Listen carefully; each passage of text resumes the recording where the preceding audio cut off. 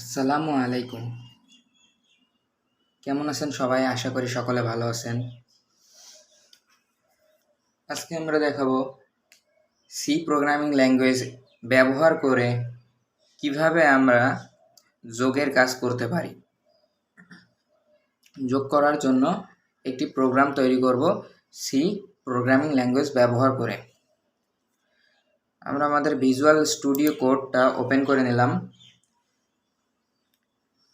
তো আমরা প্রথমেই হ্যাশ ইনক্লুড std io.as মানে স্ট্যান্ডার্ড ইনপুট আউটপুট, দেন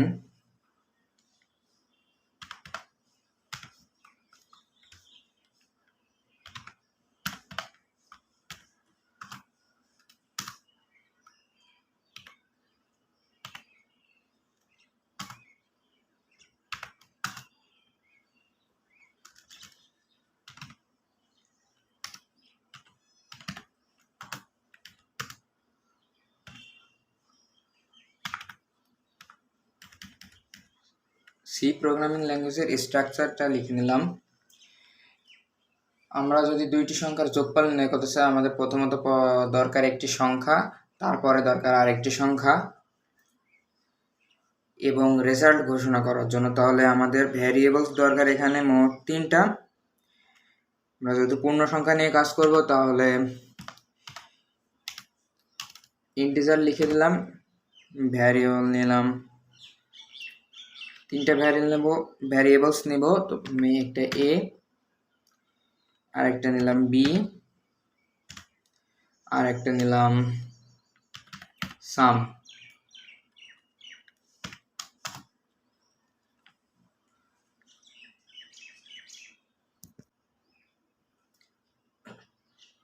এরপর আমরা এখানে ইউজারের কাছ থেকে ইনপুট নেব। ইউজারের কাছ থেকে ইনপুট নেওয়ার জন্য আগে আমরা ইউজারকে চাইবো, সেটার জন্য প্রিন্ট ফাংশনটাকে কল করলাম। প্রিন্ট ফাংশনে আমরা লিখব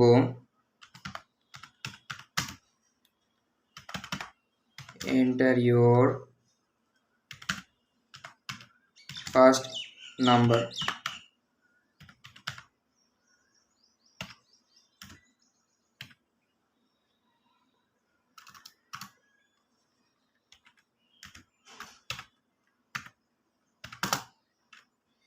তারপরে আমরা কমান্ডটা নেওয়ার জন্য মানে ইনপুট নেওয়ার জন্য scanf ফাংশনটা নিলাম। scanf %d, দেন আমরা ভেরিয়েবলটা এর ভিতরে যেহেতু ফার্স্ট নাম্বার চেয়েছি, ফার্স্ট নাম্বারটা চাই এর ভিতরে। এরপর আবার আমরা দ্বিতীয় ইন্টিজারটা নিব, এটা থাকবে বি ভ্যারিয়েবলের ভিতরে। সিম্পলি এটা কপি পেস্টের কাজ করব।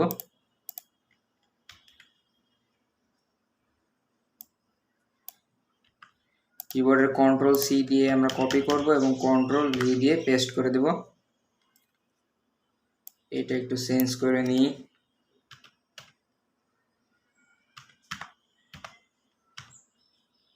সেকেন্ড নাম্বার বসিয়ে দিলাম এবং এটা চেঞ্জ করে বি করে দিলাম।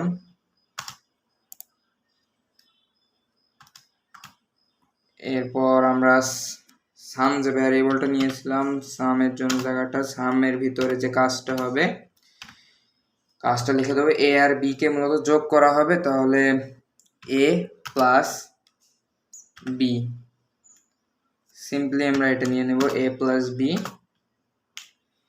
এরপর সামের ভিতরে এ প্লাস বি নেওয়াতে আমরা প্রথম ইউজারের কাছ থেকে যেটা নিলাম, স্ক্যানএপের মাধ্যমে এর মানটা নিলাম, এ ইন্টিজার ডেসিমাল নাম্বার % দিয়ে দিয়েছি। এরপর এফ স্ক্যানএফে দ্বিতীয় ধাপে যেটা সেকেন্ড নাম্বার নিয়েছি সেটা বি ভ্যারিয়েবলের ভিতরে গিয়েছে, ইন্টিজার যেহেতু ডেসিমাল নাম্বার % দিয়ে নিয়েছি। এরপর সাম ভ্যারিয়েবলের ভিতরে এ আর বি যোগ করলাম। এরপর ইউজারকে আমরা ফলাফলটা প্রকাশ করার জন্য আবার প্রিন্টএফ নিব। প্রিন্টএফ নিলাম। তারপরে প্রিন্টএফের ভিতরে আমরা রেজাল্ট, যেহেতু আমরা ফলাফল পাচ্ছি, result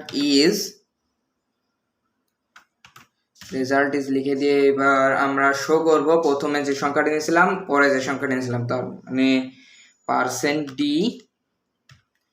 plus %d equal %d, কমা দিয়ে আমরা প্রথম % ডেসিমালে বোঝাইছি এটাকে, যেহেতু প্রথম ফার্স্ট নাম্বার ছিল এ দিব আবার একটা কমা। দ্বিতীয় ডেসিমালটাকে বুঝিয়েছি আমরা প্লাসের পরের ডেসিমালটাকে বুঝিয়েছি বি ভেরিয়েবল, তো আমরা বি নিয়ে নেব। এরপর আমাদের সমান চিহ্নের পরে আসবে পরের ডেসিমাল নাম্বারটা, সামের ভিতরে আছে a + b যেটা, তো আমরা সামটা নিয়ে নেব। দেন আমরা এবার প্রোগ্রামটা রান করে দেখব। একটু বড় করি। এখানে যে এন্টার ইউর ফার্স্ট নাম্বার, আমাকে ফার্স্ট নাম্বার হচ্ছে, আমি সিম্পলি বেশি বড় না দিয়ে শর্টে 5 দিয়ে দিলাম। এবার কিবোর্ডের এন্টার।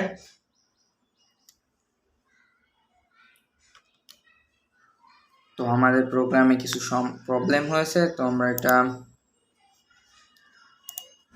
ফিক্সড করব। এই প্রবলেমটা এখন আমাদেরকে ফিক্স করতে হবে। প্রবলেমটা আসলে কোথায় হলো,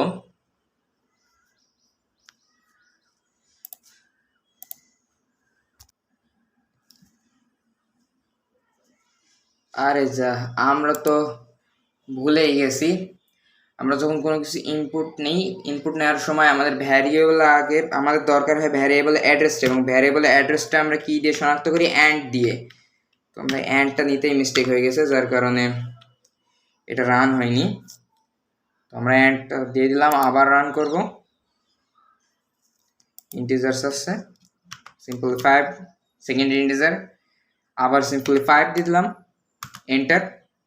রেজাল্ট 10, 5 + 5 = 10 সমান হলো। আমরা আবার একটু ট্রাই করে দেখি, আবার দিই। এবার আমরা অন্য সংখ্যা দিই, এবার দিই 6, সরি আমার এটা 6, এন্টার। সিম্পলি নাম্বার দিয়ে দিলাম 4, এন্টার। 6 + 4 = 10। তো আমরা ক্যালকুলেটর প্রোগ্রাম আংশিক অর্থাৎ সি ভাষা ইউজ করে কিভাবে যোগের কাজ করতে হয় সেটা দেখালাম। যদি কোনো প্রশ্ন থাকে কমেন্টে জানিয়ে যান, আমি সমাধান দিব ইনশাল্লাহ। কেউ যদি কোড ব্লকস ইউজ করে থাকেন তাহলে এখানে কোড ব্লকস লিখতে পারেন, আমি এখানে একটা রেডি করে রেখেছি। আমি কোড ব্লকসের ইন্টারফেসটা আপনারা তো সকলে হয়তো জানেন যারা ইউজ করেন। আমার নিচে কিছু কমেন্ট লেখা আছে, যেটাকে আমি একটু কমেন্ট আউট করে দিই। এরপর এখান থেকে যদি আমি রান করে দেখাই, আপনারা সিম্পলি এখান থেকে এটা ক্লিক করে রান করতে পারবেন, কিংবা কিবোর্ডের F9, এখানে যে টার্মিনাল চলে এসছে, আমি simply 4, enter, 2, enter, 6, correct answer.